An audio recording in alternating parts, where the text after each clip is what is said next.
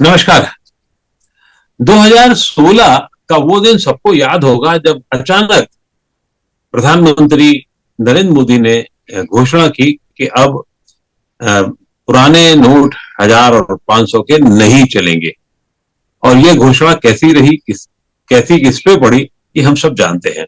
लेकिन इस घोषणा के बाद कई तरीके की बातें सामने आई और फिर उसके विरोध के स्वर जब सामने आए तो उसके तौर पर आप ये देखिए कि लगभग 4 दर्जन से ज्यादा याचिकाएं सुप्रीम कोर्ट में दाखिल हुई और आज लगभग 6 साल बाद, 6 से थोड़ा सा कम बाद उसको सुप्रीम कोर्ट ने उसके बारे में फैसला सुनाया और फैसला ये सुनाया कि नोटबंदी को सही ठहराया गया।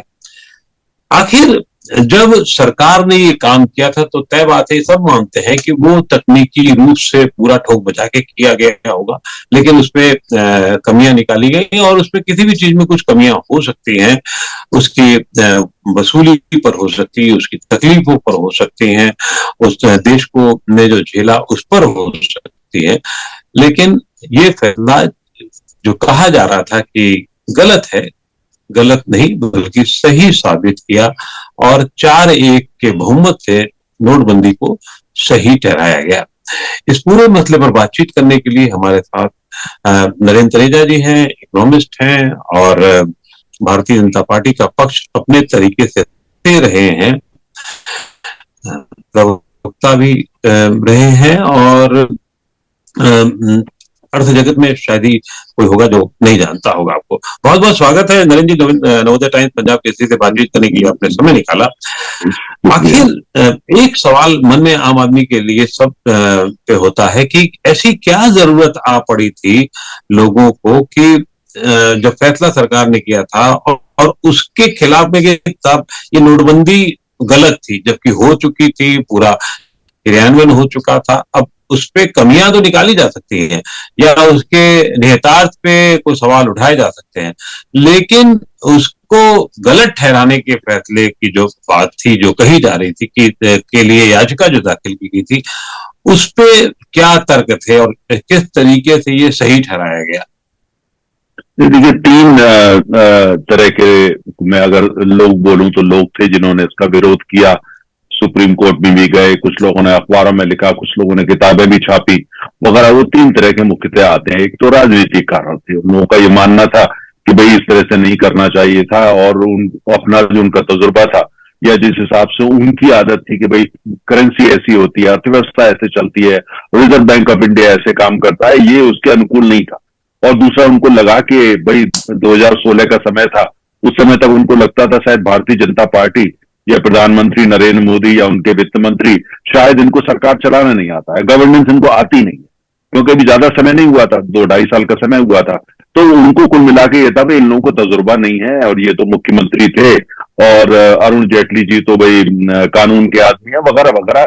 ये उनकी एक धारणा थी, उनको लगता है इस पे भारतीय जनता पार्टी को घेरा जा सकता है।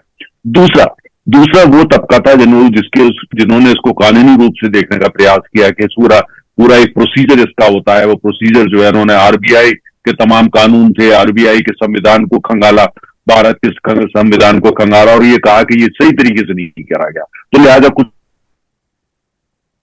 सुप्रीम कोर्ट चले गए, कुछ लोग कोर्ट गए, लेकिन वो फिर भी इसके आगे प्रश्न चिन्ह लगाते रहे। तीसरा एक बहुत बड़ा वो तबका था और जो सबसे अहम था, जिसको उस नोटबंदी से भारी नुकसान हुआ था। उनकी तमाम कई इसमें राजनीतिक दल भी शामिल थे। उनकी पूरा जिस हिसाब से उनके राजनीतिक दल चलते हैं, जो राजनीतिक दलों की अर्थव्यवस्था थी, उसके अंदर इस तरह का पैसा जो किसी किताब में नहीं दिखता, वो बहुत बड़ा था। दूसरे तमाम ऐसे व्यवसायी थे, वो इस तरह के व्यवसाय करते थे जहां पे जो अनौपचारिक जो मनी जिसको बोलते हैं, इनफॉर्मल जो इकोनॉमी है, वो उनके लिए बहुत ज्यादा अहम थी। उन लोगों को बड़ी तकलीफ हुई। और इसके साथ साथ ये तमाम वो सारे लोग थे जिनका पूरा जो एक पैरेलल इकोनॉमी देश में थी, जिसकी कुल मिलाकर के जो देश की अर्थव्यवस्था का लगभग 50% थी। तो उसमें बहुत सारे स्टेक होल्डर्स थे, बहुत सारे वेस्टेड इंटरेस्ट थे। उनके लिए तो उनके ऊपर तो गाज गिर गई थी, उनको बहुत नुकसान हुआ था। और फॉर्मल इकोनॉमी में कैसे काम करते हैं उनको आता नहीं था, या फॉर्मल इकोनॉमी को साथ लेकर के कैसे राजनीतिक दल चलाते हैं इसका भी उनको अनुभव नहीं था। उन लोगों ने इसका बहुत विरोध किया। तो ये जाहिर है, इस तरह का विरोध जब भी इतना बड़ा कदम आप उठाते हैं तो वो हमेशा होता है। ये सन 78 में जब मोरारजी देसाई सरकार थी, उन्होंने भी आपको याद होगा, उन्होंने ऐसा कदम उठाया था, नोट बंद करे गए थे। उस समय भी उसका बहुत विरोध हुआ था, बहुत विरोध हुआ था। और अगर आप इतिहास में देखें तो अमेरिका जो दुनिया की सबसे बड़ी अर्थव्यवस्था है, रिचर्ड निक्सन जब राष्ट्रपति थे तो उन्होंने भी ऐसा कदम उठाया था। उन्होंने भी जो बड़े बिल्स थे, बड़े जो डॉलर के नोट थे, उस पे उसको जो है डिमोनेटाइज किया था। तो अमेरिका में, और चूंकि अमेरिका बड़ी अर्थव्यवस्था, पश्चिम के तमाम देशों बड़ा विरोध हुआ उसका। और उसके बाद लेकिन वो बड़ी उसके नोट वहां नहीं छपे और अमेरिकी अर्थव्यवस्था को कुल मिलाकर के उसका फायदा हुआ था। तो जब भी आप बड़ा कदम इस तरह का उठाते हैं जो एक तरह से तो विरोध होना तो लाजमी है। और आपने देख लिया, सुप्रीम कोर्ट ने भी कह दिया भाई इसमें तो कोई गैर कानूनी बात नहीं थी। रिजर्व बैंक हमेशा कहता रहा कि भाई ऐसी कोई बात नहीं थी। और जनता तो सबसे बड़ी होती है, जनता का पैसा लगातार आता ही रहा है। बिल्कुल ठीक कहा आपने। लेकिन अब आपकी बात से अगर बात निकाली जाए तो जो 50% जो थी इनफॉर्मल इकोनॉमी थी, अनौपचारिक जो अर्थव्यवस्था थी, उस पर इसकी गाज गिरी। लेकिन जब पैसे की वापसी हुई तब तो वो पैसा सब मिल गया, उसी में गेहूं के साथ घुन पिस गया या गेहूं घुन में गेहूं आ गया वाली हिसाब रहा। और 98% पैसा जो है आपका वैसे सफेद होकर के सामने आया। इस पर क्या आपकी टिप्पणी होगी? नहीं, देखिए, बिल्कुल आपने अच्छा पॉइंट उठाया। ये इस तरीके से हुआ, लेकिन जो पूरा मकसद था कि जो हमारी अर्थव्यवस्था है उसका ज्यादा से ज्यादा जो है वो औपचारिकरण हो, वो फॉर्मल इकोनॉमी बने। जो भी पैसा वहां आया उसके बाद उन लोगों ने उस पर टैक्स दिया। और आज की तारीख में भी लाखों वो केस जो है वो चल रहे हैं, क्योंकि जो उसको जस्टिफाई नहीं कर पाए कि वो पैसा आया कहां से था। अभी लाखों चल रहे हैं केस। तो इस लिहाज से अगर आप देखें तो देखो, सबसे बड़ी जो इसकी उपलब्धि ये हो गई कि जो पैरेलल इकोनॉमी थी उसका जो साइज था, भारत अभी भी बरकरार है वो, और लेकिन वो काफी पहले से अब छोटी हो चुकी है। और साथ में जो पैरेलल इकोनॉमी में या ब्लैक इकोनॉमी आप उसको बोल सकते हैं, उसमें इन्वॉल्व है, वो भी कहीं ना कहीं उनका प्रयास ये है कि वो भी फॉर्मल इकोनॉमी में आ सके, जिससे वो रात को अच्छी तरह सो सके। मैं आपको एक छोटा सा उदाहरण देता हूं, आपके दर्शक समझेंगे। दिल्ली हो, बंबई हो, अंबाला हो, चंडीगढ़ हो, जालंधर हो, अमृतसर हो, लखनऊ हो, कानपुर हो, कहीं पे पहले हम मकान लेने जाते थे, खुले आम टेलीफोन पे विज्ञापन दे करके ये कहा जाता था इतने का ये मकान है और इतने में आपको दिया जा सकता है, इतना पैसा जो है वो आपको नकद देना पड़ेगा। बिल्कुल खुल के ब्रोकर्स बात करते थे और अब विज्ञापन भी ऐसे आया करते थे। अब उसका आज की स्थिति यह है कि अभी भी कुछ लोग करते हैं, 100% नहीं गया, लेकिन उसकी संख्या भारी मात्रा में कम हुई है। अगर आप गुड़गांव और नोएडा को देखते हैं तो लगभग 70% उसमें कमी आई है, ये आंकड़े हैं। और आज जो बड़ी डील होती भी है, अगर उसमें कुछ लोग कैश ले भी रहे हैं तो वो घट करके, जहां पहले 70% होता था, वो घट के आज 20 से 30% हो गया। देखिए, एक चीज हमको गौरतलब करनी होगी, ध्यान देना पड़ेगा। अगर भारत को वास्तव में विकसित अर्थव्यवस्था बनना है, उसके लिए 3 चीजें आवश्यक है। एक तो यह है कि पूरे देश में जितने लोग हैं उनका बैंक अकाउंट होना चाहिए। वो फॉर्मल इकोनॉमी का हिस्सा तभी बन सकता है जब उनका बैंक अकाउंट हो। 2014 से पहले 67% लोगों का बैंक अकाउंट ही नहीं था, तो औपचारिक अर्थव्यवस्था का हिस्सा बनते भी कैसे? आज हर भारतीय का बैंक अकाउंट है। दूसरी बात कि जो भी जिस तरह के पेमेंट जाते हैं, चाहे वो सरकार की तरफ से जाए, तमाम स्कीमों की तरफ से जाए, ये यकीन हो पक्का हो कि वो औपचारिक माध्यम से जाते हैं, चैनल से जाते हैं, और जो उसके बेनिफिशियरी हैं उनको पूरी तरह मिलते हैं। आज लगभग वही हो रहा है। राजीव गांधी जी का स्टेटमेंट था कि भाई 10% पैसा नहीं पहुंचता है, सरकार भेजती है, आज वो पहुंच रहा है। तीसरा जो सबसे अहम हिस्सा है कि जो देश की अर्थव्यवस्था, जब तक उसकी बुनियाद जो है वो बिल्कुल फॉर्मल नहीं होगी, उसकी बुनियाद जो है वो संस्थागत इंस्टीट्यूशनलाइज नहीं होगी, उसकी बुनियाद जो है वो कुल मिलाकर के जो भी इकोनॉमिक एक्टिविटी होती है वो बैंकिंग चैनल्स के माध्यम से नहीं जाएगी, आप विकसित अर्थव्यवस्था नहीं बन सकते। पैरेलल इकोनॉमी कितनी भी बड़ी हो जाए उसको मान्यता नहीं मिलती, उस तरह का विवाह होता है जिसको समाज शक्त से देखता है। तो जब तक जो आज हमारी इकोनॉमी के अंदर जो फॉर्मलाइजेशन इकोनॉमी का हुआ है वो बहुत बड़ा है, अभी भी कुछ हिस्सा, काफी बड़ा हिस्सा भी मैं कहूंगा कि अभी भी अनौपचारिक है, वो पैरेलल है। लेकिन धीरे धीरे जिस हिसाब से इस संस्कृति का विस्तार हो रहा है कि फॉर्मल इकोनॉमी आओ, सम्मान भी मिलेगा, रात को नींद भी मिलेगी, व्यवसाय भी आपका बढ़ेगा, उसका हिस्सा लगातार तेजी से बढ़ेगा। मुझे लगता है ये बहुत बड़ी उपलब्धि है। बिल्कुल ठीक कह रहे हैं, लेकिन अब सवाल ये है कि आज के फैसले में एक जस्टिस थी जो बीवी नागरत्ना जी, उन्होंने अपना फैसला उनका अलग था और उन्होंने कहा कि नोटबंदी का फैसला गैर कानूनी था, इसे गजट की जगह, जो नोटिफिकेशन की जगह कानून के जरिए लाया जाना चाहिए था, और यही बाकी याचिकाओं का आधार भी था कि साहब नहीं।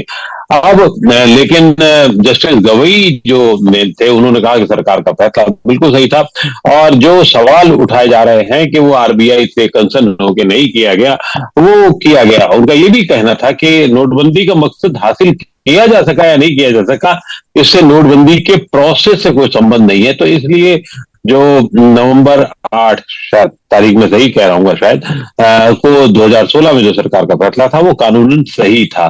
तो अब सवाल ये है कि कानूनन सही होने पर या इसकी तकनीकी रूप से तो कुछ बातें हो सकती हैं, लेकिन उसके क्या हम ये माना जाए कि नोटबंदी का जो उद्देश्य था वो पूरी तरीके से सही था, और सरकार, मेरा हमेशा से मानना पर होता है कि सरकार अगर कोई कदम उठाती तो ऐसा तो नहीं होता है कि कोई छोटी सी दुकान है वो एक बकायदा ठोक बजा करके काम करती है, अगर उसने किया फिर उसके बाद बाकी कानून से पारित हुआ है तो वो ठोक बजा के ही हुआ होगा। तो वो तकनीकी पक्ष हो सकता है, लेकिन क्या सरकार मूल उद्देश्य में कायम रही? देखिए, ये कहा गया कि भाई ये by an act of parliament होना चाहिए था। प्रधानमंत्री आए, उन्होंने टेलीविजन पे इसकी घोषणा करी, वो गैर कानूनी था। मोरारजी देसाई जब प्रधानमंत्री सन 78 में थे, उन्होंने भी डीमोनेटाइजेशन की घोषणा रेडियो पे करी थी। उन्होंने कोई पार्लियामेंट में, अगर by an act of parliament करना है तो उसकी तो पहली चर्चा हो जाएगी। अगर जिस चीज की जानकारी पहले मिल जाएगी तो उसका सारा उद्देश्य तो उसी दिन परास्त हो जाएगा, उसी दिन हो जाएगा। तो मुझे ये लगता है कि ये जो बात कही गई है, ये अपना, हर एक का अपना अधिकार होता है बात कहने का, और लेकिन ये कि जब सुप्रीम कोर्ट ने इस पर इतना बड़ा फैसला और इतने बड़े बहुमत से दिया है, तो मुझे लगता है ये सारी बहस तो अपने आप ही खत्म हो जाती है। प्रश्न ये उठता है कि डीमोनेटाइजेशन का मकसद क्या था और क्या वो हासिल हुआ। तो सबसे बड़ा मकसद डीमोनेटाइजेशन का बड़ा स्पष्ट था, वो ये था कि भाई अगर जो बात हो रही थी, जो एक सपना था सरकार का कि हम एक बड़ी इकोनॉमिक पावर बन सके, हमारा 5 जो है वो $1 ट्रिलियन की इकोनॉमी है, और बाद में हम 10 ट्रिलियन डॉलर की इकोनॉमी अब हो जाए। हर अर्थशास्त्री का ये कहना था ये संभव नहीं है जब तक कि हम पूरी अर्थव्यवस्था की जो बुनियाद है, उसकी जो एक तरीके से जो फंडामेंटल्स है और उसकी जो जमीन है, उसको पूरी तरीके से उसको फॉर्मलाइज नहीं करेंगे, और उसके लिए ये कदम उठाना आवश्यक था। ये एक ऐसी कड़वा कदम था जिससे पता था नुकसान होगा, पता था लोगों को तकलीफ होगी, असुविधा होगी, लेकिन उसके, और हो सकता है कि शॉर्ट टर्म में सरकार को भी नुकसान हो जाए क्योंकि लोग नाराज हो सकते हैं, अर्थव्यवस्था को मैनेज करने में दिक्कतें आ सकती हैं, लेकिन लॉन्ग टर्म व्यू को लेकर के ये कदम उठाया गया। और आज अगर आप देखते हैं, आज आप जाकर के देखिए पूरे भारत के अंदर आज लगभग हमारी आधी जनता के हाथ में आज स्मार्टफोन है, और आधी हमारी तमाम वो लोग जो ठीक तरीके से पढ़े लिखे नहीं है, वो भी आज टेक्नोलॉजी का प्रयोग कर रहे हैं ट्रांजैक्शन के लिए। छोटा सा रेहड़ी लगाने वाला आगरा के अंदर, फिरोजाबाद के अंदर, अंबाला के अंदर, कुरुक्षेत्र के अंदर, आप देखिए वो आपका पेमेंट जो है वो डिजिटल माध्यम से ले रहा है, मतलब उसके अंदर किसी तरीके का वो फॉर्मल इकोनॉमी का हिस्सा है, और वो इसको लेकर के गर्व महसूस करता है कि वो इसका हिस्सा है, और वो पेमेंट जो है वो इस माध्यम से कर रहा है, या उसके हाथ में डेबिट कार्ड है, वो एम्पावर्ड फील कर रहा है। वो आदमी जो बैंकिंग सिस्टम से ही बाहर था सन 2014 से पहले, उसका बैंक अकाउंट ही नहीं खुलता था, वो आदमी आज, वो भारतीय जो है, महिला हो पुरुष हो, वो एम्पावर्ड फील करता है।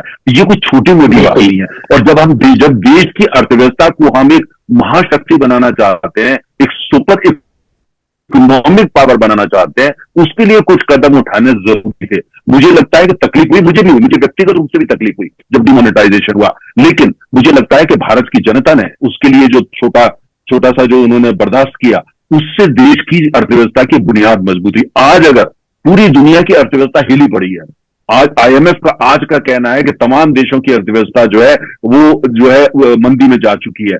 पूरे विश्व जो है आज भारत को उम्मीद से देखता है। क्यों देखता है? अगर हमने डिमोनेटाइजेशन नहीं किया होता, हमारी अर्थव्यवस्था की बुनियाद इतनी मजबूत नहीं होती जितनी आज है। आज हम लगभग $4 ट्रिलियन की अर्थव्यवस्था बन चुके हैं नॉमिनल बेसिस पे। अगर आप इसको PPP, परचेजिंग पावर पैरिटी पे लें, तो हम लगभग $8.5 ट्रिलियन की इकोनॉमी है।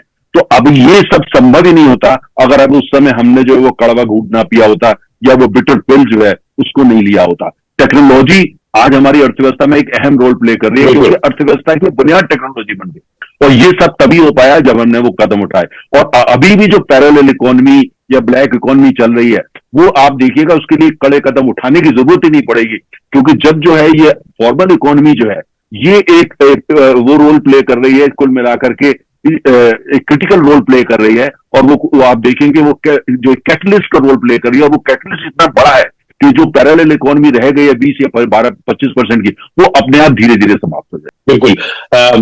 अब तो सही बात तो ये है कि पान की दुकान वाला भी जो है आपसे पेटीएम से या बाकी और उपकरणों से हमारे वो पैसा लेता देता है, लेकिन तो उसका जो ठीक है 98% आया पैसा, नोटों का एक्सचेंज हुआ, बाकी कहाँ चले गए, कितने खराब हुए, क्या नहीं है, वो एक अलग मामला है और बड़ा मामला है जिसको किनारे फिलहाल अगर उसकी बात ना करें तो दूसरी जो सबसे बड़ी बात थी कि क्या सरकार सचमुच ब्लैक मनी पर रोक लगा पाई, क्या सरकार सचमुच टेरर फंडिंग पर रोक लगा पाई, आपको क्या लगता है? देखिए ये एक ऐसी चीज तो है नहीं कि आपने स्विच ऑफ कर दिया और ऑन कर दिया। ये ट्रांजिशन होता है। जब हमारी अर्थव्यवस्था के अंदर जो है इतनी बड़ी भूमिका थी पैरेलल इकोनॉमी की, ब्लैक इकोनॉमी की, इतनी बड़ी भूमिका थी और लगातार चलती आ रही थी। पंजाब के एक चीफ मिनिस्टर हुआ करते थे प्रताप सिंह कैरो, उनका ये कहना होता था कि अगर पैरेलल इकोनॉमी नहीं होगी तो विकास ही संभव नहीं है। ये तर्क उन्होंने पंडित नेहरू को दिया था, मैंने तो किताबों में, इतिहास की किताबों में पढ़ा है। लेकिन प्रश्न ये उठता है कि इस तरह के तमाम लोग थे जिनकी ये सोच थी कि साहब पैरेलल इकोनॉमी आपने बंद कर दी तो रियल एस्टेट डूब जाएगा, एग्रीकल्चर डूब जाएगा, छोटे मोटे बिजनेस जो है वो सारे डूब जाएंगे। ऐसा तो कुछ भी नहीं हुआ। तो इसलिए जो मुझे ऐसा लगता है कि अगर आप इसको जाकर के अच्छी तरीके से खंगाल करके देखते हैं तो उसके अंदर जो कुल मिलाकर के जो कल्चरल शिफ्ट हुआ है और उसमें जो transition from informal economy, parallel economy to 100% food economy, वो ओवरनाइट नहीं होगा और वो एक लंबी यात्रा है। लेकिन उस यात्रा में आज हम 50% से ज्यादा जो सफर है तय कर सके। अगर इसलिए छोटे 6 साल के समय में हम 50% जो अपनी लंबी यात्रा को तय कर जाए, मुझे लगता है ये अपने में एक रिकॉर्ड है। अगर विकासशील अर्थव्यवस्था का उठा करके देखें, जितनी विकासशील, अब अमेरिका से तो हम सीधा कंपैरिजन ना करें तो बेटर है, क्योंकि हम अभी भी विकासशील अर्थव्यवस्था है। विकासशील अर्थव्यवस्था में कोई ऐसी अर्थव्यवस्था नहीं है जिसने इतने कम समय के अंदर अर्थव्यवस्था को, जो इनफॉर्मल इकोनॉमी थी, उसको इतने बड़े हिस्से को फॉर्मल बना दिया। और मुझे ऐसा लगता है कि कोई भी जो अर्थव्यवस्था होती है, जो इनफॉर्मल इकोनॉमी या पैरेलल या ब्लैक इकोनॉमी होती है, ये कलंक की तरीके से होती है। किसी व्यक्ति की अर्थव्यवस्था या सोच में आ जाए, किसी व्यवसाय की संस्कृति में आ जाए, किसी दुकान की संस्कृति में आ जाए या कोई एक परिवार की संस्कृति में, उसको नष्ट करती है, अंततः नष्ट करती है। तो मुझे ऐसा लगता है कि ये भारतीय सोच है, हमारी हिंदुस्तान की सोच हमेशा रही है, जिसमें एक सत्य की बड़ी भूमिका है, पवित्रता की बड़ी भूमिका है। उसको अगर हम नजर में लेकर के चलते हैं तो मुझे लगता है इसीलिए भारत की जनता ने इसका साथ दिया। और हम वो दिन दूर नहीं है जो हमारी अर्थव्यवस्था का लगभग 99% फॉर्मल होगा। अभी भी लंबी यात्रा है, लेकिन हम उस दिशा में तेजी से आगे जा रहे हैं। लेकिन क्या सचमुच ये काला धन, और जो मैंने पहले सवाल किया था उस पर आपने थोड़ा सा भी जवाब नहीं दे पाए शायद, उसे काला धन और नक्सलियों को या आतंकियों को की कमर तोड़ पाए हैं हम इस नई व्यवस्था में? हाँ, बहुत अच्छा आपने देखिए प्रश्न किया। जो ये पहला बात तो ये काला धन की जहां तक बात है, काला धन जो है उसको हम काफी हद तक खत्म कर पाए हैं। राजनीति के अंदर भी आप देख लीजिए, आप रियल एस्टेट बिजनेस देख लीजिए, आप उनको देखिए जहां सबसे ज्यादा ये काला धन जो है पनपता है, वो तमाम क्षेत्रों के अंदर उसके ऊपर बहुत बड़ा अंकुश लगा है। मैं ये दावा तो नहीं करूंगा कि 100% लग गया, लेकिन उस पर काफी बड़ा अंकुश लगा है और उसकी काफी कमी आई है। छोटा से छोटा राजनीतिक दल भी आप कहता है इलेक्टोरल बॉन्ड के माध्यम से पैसा लो, और अभी जो नई लिस्ट सामने आई है, आपने देखा है तमाम रीजनल जो पार्टीज हैं उनको भी इलेक्टोरल बॉन्ड के माध्यम से बहुत ज्यादा पैसा मिला है। मतलब वो संस्कृति की ओर बढ़ रहे हैं। रियल एस्टेट में आपको यही मिल रहा है। दूसरे जो तमाम पाकिस्तान जैसे कंट्रीज जो थे वो हमारे बाजार में आकर के पैरेलल इकोनॉमी को यूज करके, कहीं ना कहीं चीन भी ऐसी भूमिका नॉर्थ ईस्ट में निभाता था, उल्फा को लेके, मिजोरम में, नागालैंड में, उसमें भी काफी अंकुश लगा। मैं ये नहीं कहूंगा कि 100% लग गया, लेकिन अगर आप उसको देखते हैं जो उनका इनफ्लो होता था, जो एक बहुत बड़ा टारगेट था, उसमें काफी कमी आई। और ये वजह है कि आज नॉर्थ ईस्ट हमारा जो पूर्वोत्तर है वो पहले के मुकाबले काफी स्टेबल है, मध्य प्रदेश से लेकर के झारखंड, छत्तीसगढ़, ये तमाम इलाकों के जंगलों में जिस तरह की जो एक सोच पनपती थी, उसमें काफी कमी आई है, उसमें भी काफी अंकुश लगा है। ये देखिए, ये सारा मैंने जैसे कहा ट्रांजिशन है, समय लगने वाला है, लेकिन जो इस माध्यम से हासिल करा गया है, अगर आप उसको देखते हैं तो वो काफी बड़ी उपलब्धि है।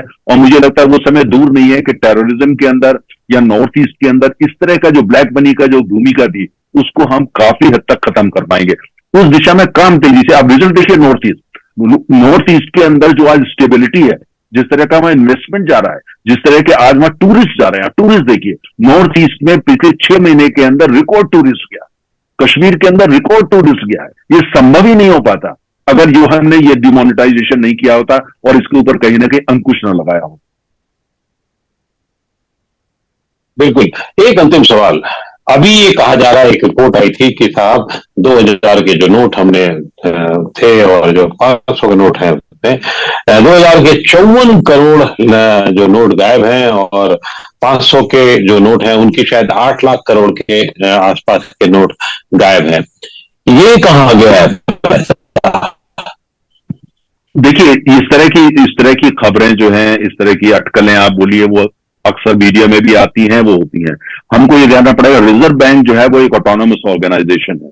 करेंसी के साथ क्या होता है, करेंसी कहां जाती है, करेंसी का कहीं कोई मिसयूज तो नहीं कर गया या कहां गायब हो गए, ये रिजर्व बैंक ऑफ इंडिया की जिम्मेदारी है।